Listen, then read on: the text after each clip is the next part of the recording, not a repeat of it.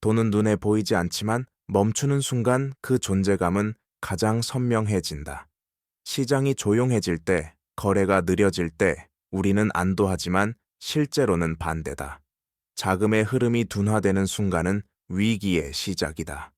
금리는 아직 낮고 환율은 안정돼 보이며 부동산 가격도 버티고 있다. 그러나 표면 아래에서는 유동성이 말라가고 신용은 조용히 수축한다. 이 침묵이 가장 위험한 신호다. 금융 시스템은 혈관처럼 연결돼 있다. 은행 간 자금 시장이 얼어붙고 기업의 단기 차입이 막히면 생산과 고용이 동시에 흔들린다. CDS 프리미엄이 소폭 오르고 국채 금리와 기준 금리의 간극이 벌어질 때 그것은 단순한 숫자의 변화가 아니다. 위험이 가격에 반영되기 시작했다는 뜻이다. 과거의 위기는 늘 이렇게 시작됐다. 겉으로는 평온했지만 내부에서는 신뢰가 붕괴되고 있었다. 거래 상대방을 믿지 못하는 순간 돈은 움직이지 않는다. 돈이 멈추면 시스템은 기능을 잃는다. 이 다큐멘터리는 공포를 자극하지 않는다. 대신 질문을 던진다. 왜 위기는 반복되는가? 왜 사람들은 늘 늦게 깨닫는가? 그리고 그 신호는 어디에서 먼저 나타나는가? 지금 우리가 마주한 것은 단일 사건이 아니라 구조적 취약성이다. 금리, 환율, 부동산, 그리고 보이지 않는 유동성의 균형. 이 균형이 깨질 때 충격은 금융을 넘어 일상으로 번진다. 월급, 대출, 집값, 노후까지 모두 연결된다. 돈의 흐름이 멈출 때 붕괴는 갑작스럽게 오지 않는다. 조용히 그리고 체계적으로 다가온다. 여기서부터 우리는 그 과정을 하나씩 추적한다. 스탑 위기는 언제나 갑자기 온 것처럼 보이지만 실제로는 긴 전조 과정을 거친다. 가장 먼저 나타나는 징후는 금리다. 기준 금리는 움직이지 않는데 시장 금리는 미묘하게 상승한다. 이는 중앙은행의 의지와 시장의 불안이 엇갈리기 시작했다는 신호다. 이어서 환율이 흔들린다. 급격한 폭등이 아니라 하루하루 조금씩 높아지는 흐름이 반복된다. 외환 시장은 항상 가장 먼저 공포를 감지한다. 부동산 시장도 마찬가지다. 가격이 당장 무너지지 않아도 거래량이 줄어든다. 매수자는 사라지고 매도자는 기다린다. 이 정체 상태는 유동성 고갈의 전조다. 집이 팔리지 않는다는 것은 자금이 묶인다는 의미이고, 이는 곧 소비와 투자의 위축으로 이어진다. 더 깊은 곳에서는 CDS가 움직인다. 일반 투자자는 잘 보지 않지만 국가와 금융기관의 위험을 가장 솔직하게 드러내는 지표다. CDS 프리미엄이 서서히 오를 때 글로벌 자본은 이미 한 발 뒤로 물러난 상태다. 이 모든 변화는 뉴스의 헤드라인이 되지 않는다. 너무 작고 너무 느리기 때문이다. 그러나 위기는 항상 이런 작은 이상 신호들이 겹치며 만들어진다. 사람들은 아직 괜찮다고 말하지만 시스템은 이미 긴장 상태에 들어간다. 위기의 진짜 시작은 공포가 아니라 무시다. 경제 충격은 한 지점에서 시작되지만 작동 방식은 연쇄적이다. 먼저 유동성이 줄어든다. 은행은 대출을 보수적으로 바꾸고 기업은 차입 비용 상승을 체감한다. 금리가 조금만 올라가도 레버리지에 의존하던 구조는 즉시 흔들린다. 특히 단기 자금에 의존하던 기업과 금융기관은 재조달 위험에 노출된다. 이 과정에서 신용 경색이 발생한다. 문제는 부실이 아니라 불확실성이다. 누가 안전한지 알 수 없을 때 모든 거래가 멈춘다. 은행은 서로를 의심하고 기업은 투자를 미루며 가게는 소비를 줄인다. 돈은 존재하지만 흐르지 않는다. 이것이 시스템 붕괴의 핵심이다. 환율 상승은 이 충격을 증폭시킨다. 외화 부채를 가진 기업은 원리금 부담이 급증하고 수입 물가는 오르며 인플레이션 압력이 커진다. 중앙은행은 금리를 올릴 수밖에 없고 이는 다시 대출 부담을 키운다. 악순환이 시작된다. 부동산은 마지막 단계에서 반응한다. 유동성이 사라진 뒤에 가격이 조정된다. 그래서 많은 사람들은 부동산이 원인이라고 착각하지만 실제로는 결과다. 경제 충격의 작동 원리는 항상 보이지 않는 곳에서 먼저 시작되고 가장 늦게 체감된다. 글로벌 사례를 보면 이 구조는 놀라울 만큼 반복된다. 1997년 아시아 외환위기 당시 한국은 단기간에 외환 보유액이 고갈됐다. 위기의 핵심은 재정이 아니라 외화 유동성이었다. 단기 외채를 굴리던 구조에서 해외 자본이 빠져나가자 돈은 존재했지만 쓸 수 없었다.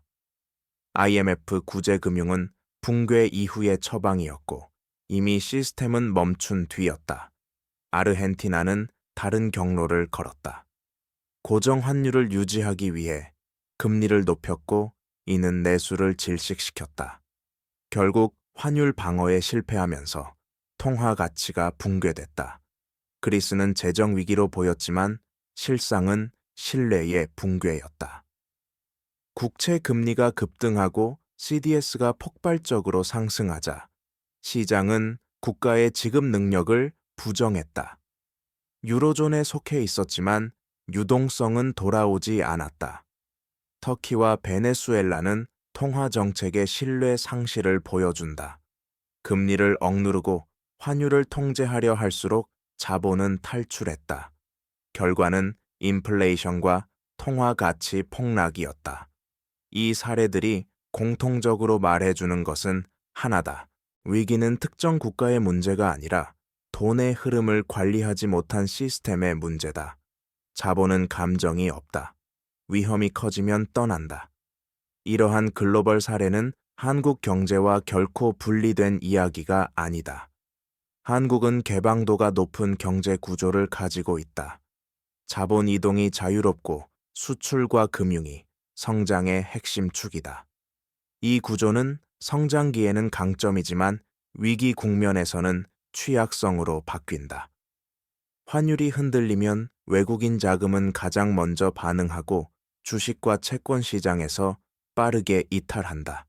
이는 곧 금융시장의 변동성 확대로 이어진다. 금리가 오를 때 한국 경제가 받는 압력은 더 크다. 가계부채 비율이 높기 때문이다. 기준금리 인상은 즉시 대출이자 부담으로 전가되고 소비 여력이 줄어든다. 부동산 시장 역시 영향을 받는다. 가격이 바로 무너지지 않더라도 거래가 급감하며 시장은 경직된다. 자산이 있지만 현금이 없는 상태. 이것이 가계와 자영업자에게 가장 큰 위험이다. 기업도 예외는 아니다. 특히 중소기업과 한계기업은 유동성 변화에 취약하다. 환율 상승은 수입 원가를 끌어올리고 금리 상승은 차입 비용을 압박한다. 이중 부담이 이어지면 고용은 축소되고 이는 다시 소비 위축으로 연결된다. 문제는 이 모든 과정이 동시에 일어나지 않는다는 점이다. 시차를 두고 확산되며 그래서 위험은 과소평가된다. 그러나 돈의 흐름이 막히는 순간 한국 경제 역시 글로벌 시스템의 일부로서 동일한 충격을 피할 수 없다. 위기가 가시화되면 정부와 중앙은행은 선택의 기로에 선다. 가장 먼저 동원되는 수단은 유동성 공급이다. 중앙은행은 기준금리를 조정하고 시장에 자금을 직접 투입한다. 단기 자금 시장이 얼어붙지 않도록 환매 조건 부채권과 같은 장치를 가동한다. 이는 돈의 흐름을 다시 열기 위한 응급조치다. 동시에 환율 안정이 중요한 과제가 된다. 외환 보유액을 활용해 급격한 변동을 완화하고 필요할 경우 통화 스와프와 같은 국제 협력을 모색한다. 환율은 단순한 가격이 아니라 신뢰의 지표다. 통화 가치가 흔들리면 자본 유출은 가속된다. 정부는 재정 정책으로 대응한다. 경기 부양을 위해 지출을 늘리고 취약계층과 기업에 대한 지원을 확대한다. 그러나 이 과정에는 항상 한계가 있다. 재정이 빠르게 소진되면 국가 신용도에 대한 의문이 제기된다. CDS가 반응하고 국채 금리는 다시 압박을 받는다. 가장 어려운 선택은 금리다. 인플레이션을 잡기 위해 올려야 하지만 올리는 순간 가계와 기업은 더 큰 부담을 진다. 너무 늦으면 통화 신뢰가 무너지고 너무 빠르면 실물 경제가 질식한다. 정부와 중앙은행의 대응은 완벽한 해답이 아니라 피해를 분산시키는 과정에 가깝다. 이 균형이 무너질 때 위기는 정책의 영역을 넘어선다. 시스템 위기 속에서 개인은 통제를 잃은 것처럼 느낀다. 금리와 환율은 내가 결정하지 않고 부동산과 주식 가격도 내 의지와 무관하게 움직인다. 그러나 개인에게도 선택지는 존재한다. 첫째는 유동성이다. 위기 국면에서 가장 중요한 자산은 수익률이 아니라 현금 흐름이다. 대출 상환 일정과 고정 지출을 점검하고 갑작스러운 소득 감소에도 버틸 수 있는 여력을 확보해야 한다. 둘째는 금리 구조에 대한 이해다. 변동금리에 과도하게 노출돼 있다면 위험은 이미 커져 있다. 금리가 오를수록 월 부담은 기하급수적으로 늘어난다. 금리를 예측하기보다 금리 변화에 견딜 수 있는 구조로 자신을 재정렬하는 것이 핵심이다.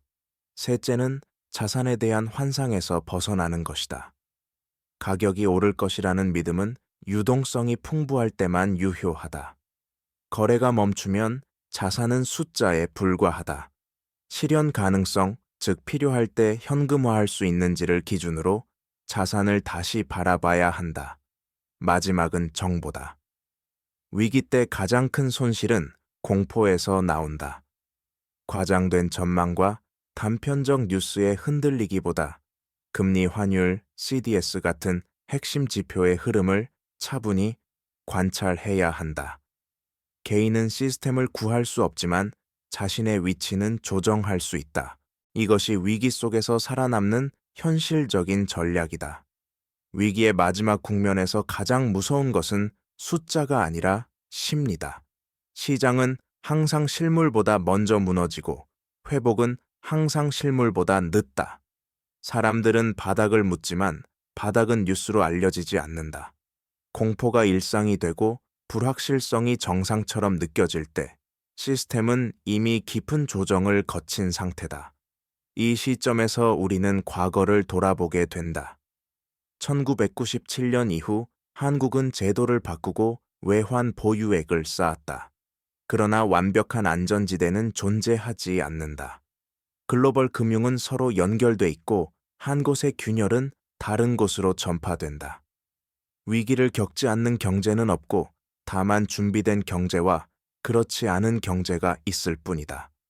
개인 역시 마찬가지다. 위기는 피할 수 없지만 충격의 깊이는 달라질 수 있다. 돈의 흐름을 이해하는 순간 공포는 정보로 바뀐다. 금리 인상의 의미 환율, 변동의 방향, 유동성의 신호를 읽을 수 있을 때 선택은 감정이 아니라 판단이 된다. 이 다큐멘터리가 전하려는 메시지는 단순하다. 붕괴는 갑작스럽지 않다. 항상 신호가 먼저 나타난다. 그리고 그 신호를 외면할지 이해할지는 각자의 몫이다. 돈의 흐름이 멈출 때 진짜 시험은 시스템이 아니라 그것을 바라보는 우리의 태도다. 위기가 지나간 뒤에 남는 것은 수치가 아니라 기억이다. 많은 사람들은 회복 국면에 들어서면 다시 이전의 일상으로 돌아가려 한다. 그러나 시스템 위기는 늘 구조를 바꾼다. 금융 규제는 강화되고 대출 기준은 까다로워지며 돈의 가격은 이전보다 높아진다. 저금리는 예외였지 정상은 아니었다는 사실이 뒤늦게 받아들여진다. 이 변화는 노동시장에도 영향을 준다. 기업은 비용 구조를 재정비하고 고용은 더 유연해진다. 안정적이라고 믿었던 직장은 더 이상 안전하지 않고 소득의 변동성은 커진다. 개인에게 위기는 단순한 경기 침체가 아니라 삶의 구조가 바뀌는 순간이다. 자본의 흐름도 달라진다. 위기 이후에는 위험 자산보다 안정 자산이 선호되고 성장보다 생존이 기준이 된다. 이는 경제의 역동성을 떨어뜨리지만 동시에 과도한 거품을 제거한다. 문제는 이 과정이 공평하지 않다는 점이다. 충격은 항상 취약한 계층에 더 크게 전달된다. 그래서 위기를 이해하는 것은 과거를 해석하는 일이 아니라 다음 국면을 준비하는 일이다. 돈의 흐름이 다시 움직이기 시작할 때 그것은 이전과 같은 방향이 아닐 수 있다. 시스템 붕괴의 흔적은 사라지지 않는다. 다만 그 위에서 새로운 질서가 조용히 형성될 뿐이다. 시스템 위기의 또 다른 특징은 회복이 항상 불균등하다는 점이다. 금융시장은 비교적 빠르게 반등하지만 실물 경제는 훨씬 느리게 움직인다. 주가 지수는 회복 신호를 보내도 자영업자의 매출과 가계소득은 제자리에 머문다. 이 괴리는 돈의 흐름이 어디로 먼저 향하는지를 보여준다. 유동성은 생산보다 자산으로 먼저 흘러간다. 이 과정에서 자산 가격은 다시 상승하지만 이는 모든 사람에게 기회가 되지 않는다. 이미 자산을 보유한 사람과 그렇지 못한 사람 사이의 격차는 더 벌어진다. 위기는 불평등을 가속하는 장치처럼 작동한다. 금리는 높아진 상태로 유지되고 신규 진입자는 더 큰 부담을 떠안는다. 환율 역시 회복 국면에서 중요한 변수다. 위기 이후 통화 가치는 이전 수준으로 돌아가지 않는 경우가 많다. 이는 수입 물가와 생활비에 구조적인 영향을 준다.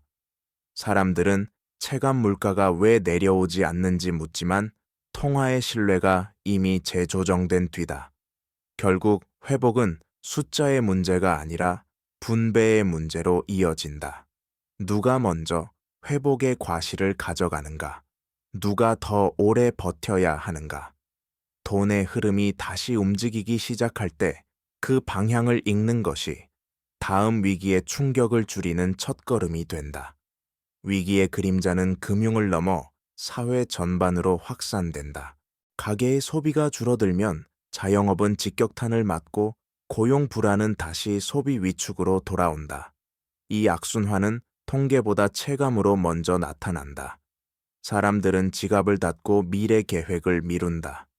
결혼, 출산, 주택 구입 같은 결정이 연기될수록 경제의 회복 속도는 느려진다. 금융 시스템의 경색은 기업의 투자 판단에도 영향을 준다. 불확실성이 커질수록 기업은 현금을 쌓아두고 확장을 멈춘다. 이때 금리가 내려가도 투자가 살아나지 않는 현상이 나타난다. 돈의 가격이 아니라 돈을 써도 되는지에 대한 신뢰가 사라졌기 때문이다. 유동성 함정은 이렇게 형성된다. 국가 간 격차도 확대된다. 위기 대응 여력이 있는 국가는 시간을 벌지만 그렇지 못한 국가는 더 큰 조정을 겪는다. 글로벌 자본은 안전하다고 여겨지는 곳으로만 이동하고 주변부 국가는 환율과 금리의 이중 압박을 받는다. 이 국면에서 중요한 것은 속도보다 방향이다. 빠른 회복을 약속하는 정책은 단기적 안도감을 주지만 구조적 문제를 남길 수 있다. 시스템 위기는 경제의 문제가 아니라 사회의 선택을 묻는 시험대다. 위기가 반복되는 이유는 인간의 기억이 짧기 때문이다. 시간이 지나면 위험은 통제 가능하다는 착각이 다시 고개를 든다. 금융혁신이라는 이름으로 레버리지는 확대되고 규제는 완화된다. 돈은 더 빠르게 이동하고 수익은 더 쉽게 만들어지는 것처럼 보인다. 그러나 이 편의성은 항상 취약성을 동반한다. 특히 저금리 환경이 길어질수록 위험인식은 흐려진다. 금리가 낮다는 것은 안전하다는 의미가 아니라 위험의 가격이 왜곡돼 있다는 신호일 수 있다. 자산 가격은 오르고 부채는 늘어나며 손실 가능성은 미래로 미뤄진다. 이 구조가 굳어질수록 작은 충격에도 시스템은 크게 흔들린다. 금융기관의 역할도 변한다. 위험을 분산시키기보다 이전하는 데 집중하고 복잡한 상품은 책임의 주체를 흐린다. 문제는 위기가 발생했을 때 그 책임이 결국 개인과 국가로 돌아온다는 점이다. 구조적 위험은 사라지지 않고 위치만 바뀐다. 그래서 위기를 이해한다는 것은 단순히 과거 사례를 암기하는 것이 아니다. 지금의 안정이 무엇 위에 놓여 있는지를 묻는 일이다. 돈의 흐름이 자연스러운지 억지로 유지되고 있는지. 이 질문에 답하지 않는 한 시스템 붕괴의 순간은 다시 찾아온다. 시스템 위기의 또 다른 신호는 금융과 실물의 괴리가 커지는 순간이다. 기업 실적은 둔화되는데 자산 시장은 과도하게 낙관적일 때 이는 유동성이 잘못된 방향으로 흘러가고 있다는 의미다. 돈은 생산과 고용으로 가지 않고 주식과 부동산 특정 자산에 머문다. 이 흐름이 길어질수록 경제는 겉으로는 성장하는 것처럼 보이지만 내부 체력은 약해진다. 이때 자주 등장하는 현상이 레버리지 확대다. 낮은 금리를 이용해 더 많은 빚을 지고 더 큰 수익을 기대하는 구조가 확산된다. 문제는 이 구조가 정상 국면에서는 효율적으로 보이지만 충격이 오면 가장 먼저 붕괴된다는 점이다. 금리가 오르거나 환율이 흔들리는 순간 유지되던 균형은 빠르게 깨진다. 또 하나의 경고 신호는 금융기관의 태도 변화다. 대출 기준이 완화되고 위험 평가가 느슨해질수록 시스템은 취약해진다. 모두가 같은 방향을 바라볼 때 위험은 분산되지 않는다. 오히려 한 지점에 쌓인다. 이 국면에서 중요한 것은 성장률이 아니라 지속 가능성이다. 숫자가 좋다고 해서 구조가 안전하다는 뜻은 아니다.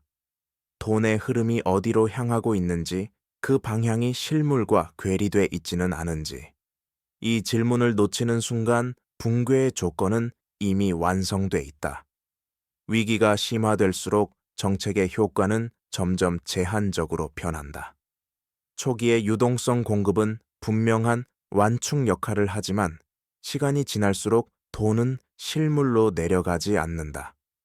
은행은 위험을 회피하고 기업은 투자를 미루며 가게는 불확실성 속에서 소비를 줄인다. 공급된 자금은 금융 시스템 안에서 맴돌 뿐이다. 이것이 정책이 작동하지 않는 것처럼 보이는 이유다. 이 시점에서 금리 인하는 만능 해법이 아니다. 금리를 낮춰도 차입 수요가 살아나지 않으면 효과는 제한된다. 오히려 과도한 완화는 환율 불안을 키우고 외국 자본의 이탈을 자극할 수 있다. 통화 정책은 속도를 조절할 수 있을 뿐 방향을 바꾸지는 못한다. 재정 정책 역시 딜레마에 빠진다. 지출을 늘리면 단기적 완충은 가능하지만 국가 부채에 대한 우려가 커진다. 시장은 언제나 다음 단계를 본다. 재정 지속 가능성에 대한 의문이 생기는 순간 국채 금리는 다시 상승 압력을 받는다. 결국 이 국면에서 중요한 것은 정책의 크기가 아니라 신뢰다. 정부와 중앙은행이 상황을 정확히 인식하고 있는지, 숨기지 않고 소통하는지. 돈의 흐름은 명령으로 움직이지 않는다. 신뢰가 있을 때만 다시 흐르기 시작한다. 신뢰가 흔들릴 때 가장 먼저 변하는 것은 숫자가 아니라 행동이다. 투자자는 위험 자산을 줄이고 기업은 현금을 쌓으며 가게는 소비를 미룬다. 이 집단적 행동 변화가 경제를 더 빠르게 냉각시킨다. 위기는 심리에서 시작돼 지표로 확정된다. 그래서 많은 정책은 지표를 향하지만 실제로는 심리를 되돌리는데 실패한다. 이 국면에서 시장은 항상 최악의 시나리오를 상정한다. 환율이 조금만 오르거나 CDS가 튀면 그 자체보다 반응이 더 큰 파장을 만든다. 불확실성은 계산할 수 없기 때문이다. 사람들은 손실을 피하기 위해 행동하고 그 행동이 다시 불확실성을 증폭시킨다.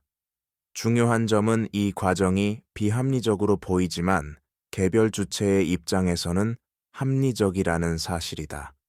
모두가 먼저 움직이지 않으면 손해를 본다고 느낀다.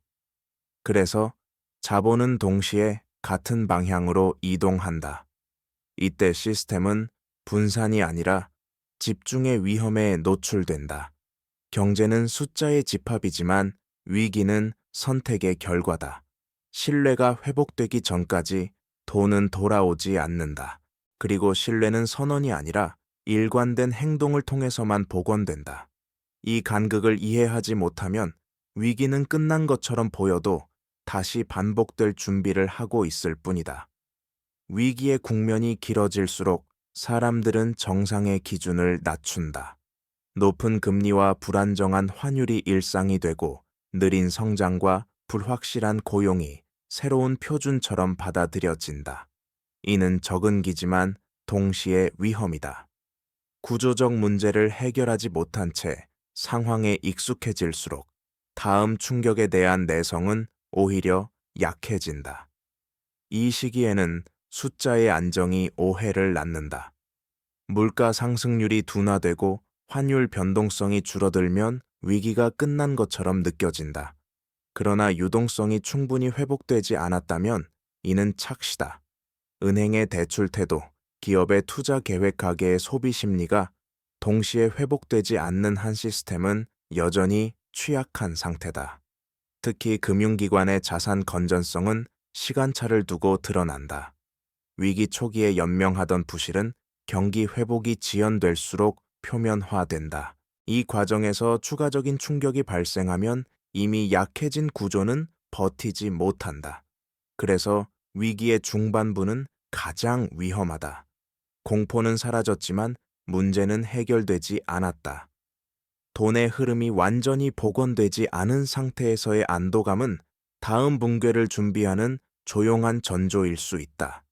위기가 장기화되면 경제의 중심축이 서서히 이동한다. 이전에는 성장과 확장이 목표였다면 이제는 생존과 유지가 최우선이 된다. 기업은 새로운 투자보다 비용 절감에 집중하고 가게는 소비보다 저축을 선택한다. 이 변화는 합리적이지만 동시에 경제 전체의 활력을 떨어뜨린다. 돈이 돌지 않는 구조가 고착화되기 때문이다. 이 국면에서 가장 취약한 곳은 중간 지점이다. 대기업은 자금 조달 능력이 있고 초저소득층은 정부 지원의 대상이 된다. 그러나 중산층과 중소기업은 정책의 사각지대에 놓이기 쉽다. 금리 상승과 비용 증가를 동시에 감당해야 하며 회복의 혜택은 가장 늦게 돌아온다. 금융 시스템 역시 보수적으로 변한다. 은행은 리스크 관리에 집중하며 대출 문턱을 높인다. 이는 추가 부실을 막기 위한 선택이지만 동시에 경제 회복의 속도를 늦춘다. 신용이 충분한 곳에만 돈이 흐르고 그 외의 영역은 더욱 말라간다. 이 과정에서 우리는 하나의 질문과 마주한다. 효율과 안정 중 무엇을 선택할 것인가? 위기는 선택을 강요한다. 그리고 그 선택의 결과는 숫자가 아니라 이후 수년간의 경제 구조로 남는다. 돈의 흐름이 멈춘 자리에 어떤 질서가 자리 잡을지 그 방향은 바로 이 시점에서 결정된다. 글로벌 금융 환경의 변화는 국내 선택의 폭을 더 좁힌다. 주요국의 금리 정책이 엇갈릴수록 자본 이동은 더 민감해진다.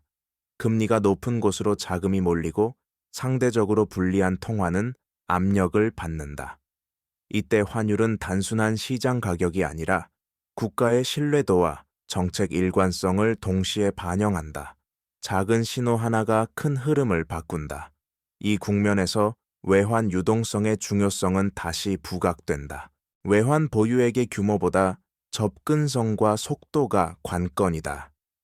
위기 때 필요한 것은 장부상의 숫자가 아니라 즉시 동원 가능한 자금이다.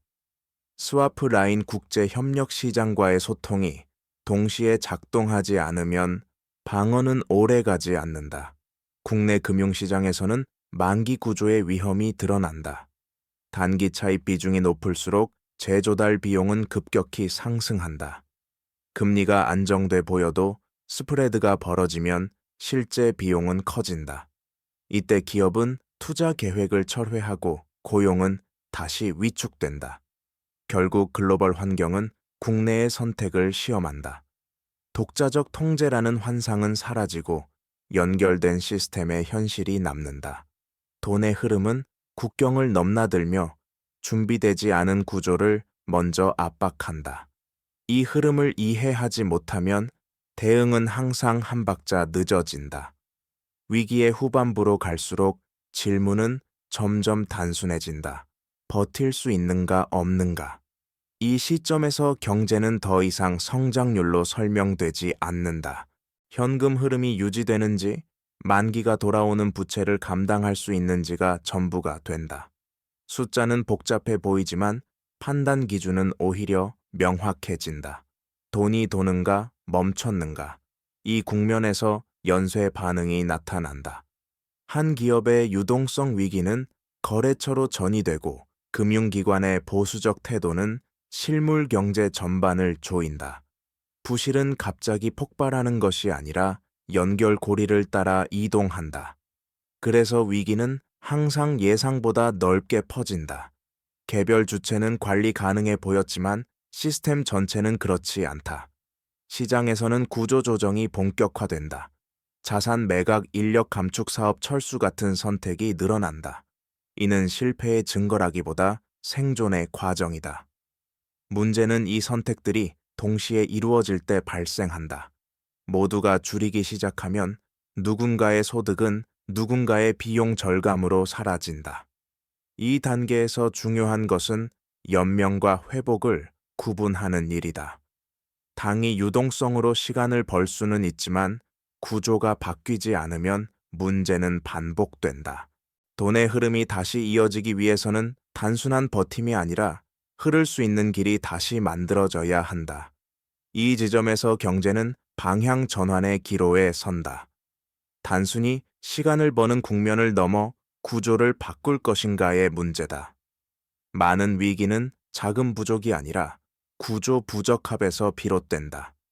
돈은 존재하지만 흘러갈 통로가 막혀 있다. 생산성이 낮은 부문에 자원이 묶여 있고 새로운 영역으로 이동하지 못한다. 이 상태가 길어질수록 회복은 지연된다.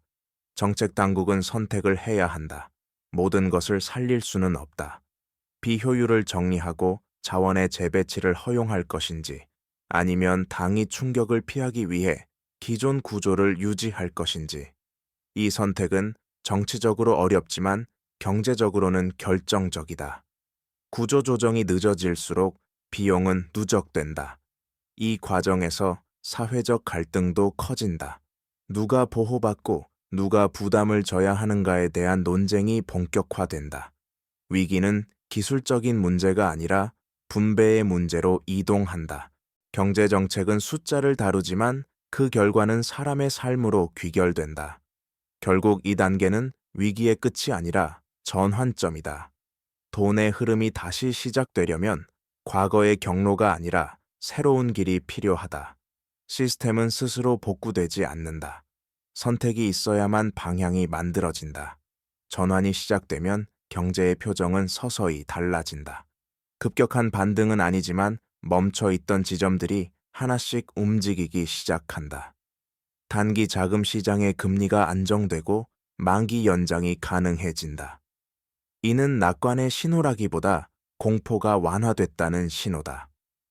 돈이 다시 흐르기 시작하는 조건은 기대가 아니라 신뢰의 최소치다. 이 시점에서 중요한 변화는 자금의 성격이다. 이전에는 생존을 위한 유동성이었다면 이제는 선택을 위한 자금이 등장한다. 기업은 모든 투자를 재개하지는 않지만 중단했던 계획 중 일부를 다시 검토한다. 가게도 소비를 늘리기보다 지출을 정상화한다. 작은 변화지만 경제에는 의미 있는 전환점이다. 그러나 이 국면은 매우 불안정하다. 외부 충격 하나로 다시 경색될 수 있다. 그래서 정책의 일관성이 무엇보다 중요해진다. 말이 바뀌고 방향이 흔들리면 막 회복되던 신뢰는 빠르게 사라진다. 전환기의 핵심은 속도가 아니라 지속성이다. 돈의 흐름이 다시 이어지기 시작했다고 해서 위기가 끝난 것은 아니다. 흐름이 유지될 수 있는 구조인지 다시 막힐 위험은 없는지. 이 질문에 답하지 못하면 회복은 또 다른 위기의 출발점이 될 수 있다. 전환 국면이 길어질수록 시장은 새로운 기준을 형성한다. 이전의 저금리와 풍부한 유동성은 더 이상 전제로 작동하지 않는다. 기업은 투자 수익률의 기준을 상향 조정하고 가계는 부채 관리에 더 보수적으로 접근한다. 이는 성장의 속도를 늦추지만 동시에 시스템의 내구성을 높인다. 돈의 흐름은 줄어든 듯 보이지만 방향은 더 명확해진다. 이 과정에서 금융은 다시 기능을 재정의한다. 무조건적인 확대가 아니라 위험을 선별하는 역할로 돌아간다. 대출은 까다로워지고 자본은 생산성과 연결된 곳으로 이동하려 한다. 이는 단기적으로 불편하지만 장기적으로는 왜곡을 줄인다. 환율과 금리는 이 새로운 균형을 반영한다. 변동성은 남아있지만 급격한 움직임은 줄어든다. 시장은 극단적 시나리오보다 지속 가능한 범위를 가격에 반영하기 시작한다. 이는 안정의 시작이 아니라 현실의 수용이다. 이 단계에서 가장 중요한 것은 과거에 집착하지 않는 태도다. 이전의 가격과 조건으로 돌아가려는 기대는 판단을 흐린다. 시스템은 이미 바뀌었다. 돈의 흐름이 다시 이어졌다면 이제 물어야 할 것은 하나다. 이 흐름이 어디로 가고 있는가? 그리고 그 방향이 다음 충격을 견딜 수 있는가? 회복의 흐름이 자리를 잡을수록 개인과 기업의 선택은 다시 중요해진다. 위기 동안 억눌렸던 수요가 한꺼번에 분출될 것이라는 기대는 종종 과장된다. 실제로는 선택적 회복이 나타난다. 현금 흐름이 안정된 가계와 경쟁력을 확보한 기업만이 기회를 잡는다. 돈은 여전히 희소하고 그래서 더 신중하게 움직인다. 이 국면에서 금리는 방향보다 수준이 중요해진다. 소폭의 인하나 인상보다 어느 구간에 고정되는지가 투자와 소비를 좌우한다. 금리가 일정 범위에서 유지되면 계획이 가능해진다. 계획 가능성은 경제의 신뢰를 공급한다. 환율도 마찬가지다. 완벽한 안정이 아니라 예측 가능한 변동성이 중요하다. 부동산 시장은 가장 느리게 반응한다. 거래는 회복되지만 과거의 속도와 기대를 회복하지는 못한다. 이는 거품이 제거된 뒤에 자연스러운 모습이다. 자산은 다시 거주의 기능과 수익성의 현실적 기준으로 평가된다. 이 시점에서 개인에게 필요한 것은 공격이 아니라 정렬이다. 소득과 지출 부채와 자산의 구조를 현재의 환경에 맞추는 일이다. 위기는 끝나가지만 교훈은 이제부터 적용된다.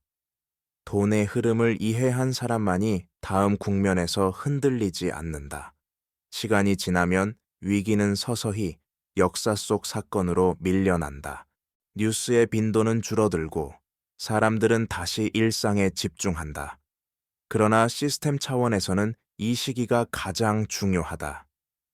위기의 기억이 아직 남아있을 때만 구조적 교정이 가능하기 때문이다. 이 시기를 놓치면 문제는 다시 축적된다. 금융규제는 강화와 완화의 갈림길에 선다. 위기 직후에는 안전이 강조되지만 시간이 흐르면 효율이 요구된다. 이 균형이 무너질 때 위험은 다시 쌓인다. 규제는 경제를 느리게 만드는 장치가 아니라 붕괴의 속도를 늦추는 안전벨트다. 이를 비용으로만 인식하는 순간 시스템은 다시 취약해진다. 정부 재정도 같은 시험을 받는다. 위기 대응으로 늘어난 지출을 어떻게 정상화할 것인가? 무리한 긴축은 회복을 꺾고 무제한적 지출은 신뢰를 훼손한다. 지속 가능한 경로를 선택하는 일은 정치적으로 어렵지만 경제적으로는 피할 수 없다. 이 국면에서 중요한 것은 경계심의 유지다. 위기가 지나갔다고 해서 위험이 사라지는 것은 아니다. 돈의 흐름은 다시 빨라질 수 있지만 그 속도가 구조를 앞서기 시작하면 경고 신호는 이미 켜진 것이다. 시스템은 언제나 조용히 무너진다. 기억이 흐려질 때 다음 붕괴의 조건은 다시 만들어진다. 장기적 관점에서 보면 시스템 위기는 경제의 체질을 드러내는 시험지다. 성장률이 높을 때 가려졌던 약점은 유동성이 줄어들 때 선명해진다. 과도한 부채, 짧은 만기 구조, 특정 자산에 대한 의존은 모두 돈의 흐름이 느려질수록 부담으로 돌아온다. 위기는 새로운 문제를 만드는 것이 아니라 이미 존재하던 문제의 속도를 앞당긴다. 이 시점에서 산업 구조의 변화가 본격화된다. 생산성이 낮은 부문은 축소되고 경쟁력이 있는 영역으로 자원이 이동한다. 이 과정은 고통스럽지만 불가피하다. 보험만으로는 회복을 만들 수 없고 전환 없이 버티기는 더 큰 비용을 남긴다. 돈은 효율을 찾고 효율이 없는 곳에서는 멈춘다. 노동시장도 재편된다. 안정성보다 적응력이 중요해지고 기술과 숙련의 격차는 소득 격차로 이어진다. 개인의 선택 역시 달라진다. 단기 수익보다 지속 가능한 소득 투기보다 현금 흐름을 중시하는 태도가 확산된다. 결국 이 단계는 회복의 마무리가 아니라 다음 사이클의 출발점이다. 구조가 바뀌지 않으면 다음 위기는 더 빨리 온다. 돈의 흐름이 다시 빨라질 때 그 속도를 견딜 수 있는 체력이 준비돼 있는지, 시스템의 미래는 바로 이 질문에 대한 답으로 결정된다. 다음 사이클을 준비하는 국면에서 가장 중요한 변화는 사고방식이다. 위기 이전의 경제는 속도와 규모를 경쟁했다. 더 빠른 성장, 더 큰 시장, 더 높은 수익률이 목표였다. 그러나 시스템 붕괴를 경험한 이후에는 기준이 바뀐다. 얼마나 빠른가보다 얼마나 오래 버틸 수 있는가가 중요해진다. 돈의 흐름은 다시 움직이지만 그 방향은 훨씬 보수적이다. 금융시장에서는 위험에 대한 가격 책정이 달라진다. 과거에는 무시되던 변동성과 불확실성이 프리미엄으로 반영된다. 이는 자본 조달 비용을 높이지만 동시에 무리한 확장을 억제한다. 기업은 외형 성장보다 재무 구조를 우선 점검하고 단기 이익보다 현금 흐름의 안정성을 중시한다. 가계 역시 선택이 달라진다. 소비는 즉각적인 만족이 아니라 지속 가능성을 기준으로 조정된다. 부채는 기회가 아니라 위험으로 인식되고 자산은 가격보다 기능으로 평가된다. 이 변화는 눈에 띄지 않지만 경제 전반의 변동성을 낮추는 역할을 한다. 이 국면에서 위기의 교훈을 잊지 않는 사회는 드물다. 그러나 기억을 제도와 습관으로 남기는 사회는 다르다. 돈의 흐름이 다시 빨라질 때 그 속도를 통제할 수 있는 장치가 있는가? 이 질문에 답할 수 있을 때 다음 붕괴는 피할 수 없더라도 더 완만해진다. 결국 시스템 붕괴를 결정짓는 것은 단일 변수나 사건이 아니다. 금리 하나, 환율 하나, 부동산 가격 하나로 위기를 설명하려는 시도는 항상 실패한다. 붕괴는 복합적이며 누적된 선택의 결과다. 돈의 흐름이 막히는 순간은 우연처럼 보이지만 그 이전의 방향은 수년간 형성돼 있다. 이 지점에서 다시 개인의 시선으로 돌아올 필요가 있다. 거시 지표는 멀게 느껴지지만 그 결과는 매우 구체적이다. 대출 금리의 변화, 월세와 관리비, 일자리의 안정성, 노후 계획의 불확실성. 시스템의 문제는 항상 개인의 삶으로 번역된다. 그래서 경제를 이해하는 일은 전문가만의 영역이 아니다. 중요한 것은 예측이 아니라 해석이다. 위기의 정확한 시점을 맞히는 것은 불가능하지만 방향을 읽는 것은 가능하다. 금리가 왜 움직이는지, 환율의 변동이 무엇을 의미하는지, 유동성이 어디에서 막히고 있는지. 이 흐름을 이해하면 선택의 질은 달라진다. 시스템은 언제나 완벽하지 않다. 그러나 그것을 맹목적으로 신뢰하는 것과 구조를 이해하며 활용하는 것은 전혀 다른 결과를 낳는다. 돈의 흐름이 다시 불안해질 때 진짜 차이는 지식이 아니라 태도에서 나타난다. 마지막 단계로 갈수록 우리는 한 가지 착각과 마주한다. 위기는 특별한 시기에만 온다는 믿음이다. 그러나 역사적으로 위기는 항상 정상처럼 보이는 시점에 시작됐다. 지표가 안정되고 사람들의 경계심이 낮아질 때 위험은 가장 빠르게 쌓인다. 돈의 흐름이 원활해 보일수록 그 이면을 점검하는 시선은 줄어든다. 이때 다시 나타나는 신호는 과도한 낙관이다. 위험 자산에 대한 평가가 느슨해지고 부채는 관리 가능하다는 말로 정당화된다. 성장 전망은 확대 해석되고 경고는 비관으로 치부된다. 그러나 시스템은 말보다 구조에 반응한다. 돈이 어디에서 만들어지고 어디로 흘러가며 어디에서 멈추는지. 이 흐름이 왜곡되면 붕괴의 조건은 다시 갖춰진다. 중요한 점은 위기를 완전히 제거할 수는 없다는 사실이다. 경제는 순환한다. 다만 충격의 크기와 속도는 선택에 따라 달라진다. 투명한 정보 일관된 정책, 그리고 과도한 기대를 경계하는 문화. 이것이 시스템을 지탱하는 보이지 않는 안전망이다. 위기를 기억하는 사회는 완벽하지 않지만 잊어버리는 사회보다 강하다. 돈의 흐름이 다시 빨라질 때 그 속도를 의심할 수 있는 능력. 바로 그 지점에서 다음 붕괴의 깊이는 결정된다. 이제 마지막을 향해 가며 다시 처음의 질문으로 돌아온다. 돈의 흐름이 멈출 때 무엇이 먼저 무너지는가? 많은 사람들은 금융시장이나 기업을 떠올리지만 실제로는 신뢰가 먼저 붕괴된다. 서로가 서로를 믿지 못하는 순간 계약은 의미를 잃고 숫자는 기능을 멈춘다. 경제는 제도 위에 서 있지만 그 제도를 움직이는 힘은 결국 신뢰다. 이 신뢰는 하루아침에 만들어지지 않는다. 위기 이전의 선택, 위기 중에 대응, 위기 이후의 정직함이 쌓여 형성된다. 정책이 일관되고 정보가 투명하며 실패의 책임이 분산되지 않을 때 시장은 다시 움직인다.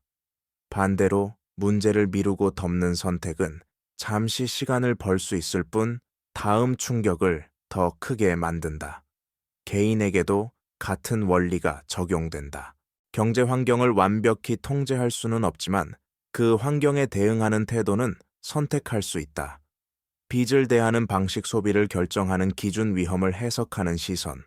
이 작은 선택들이 모여 위기 속에서도 삶의 균형을 만든다. 돈의 흐름은 다시 이어질 것이다. 그것은 언제나 그래왔다.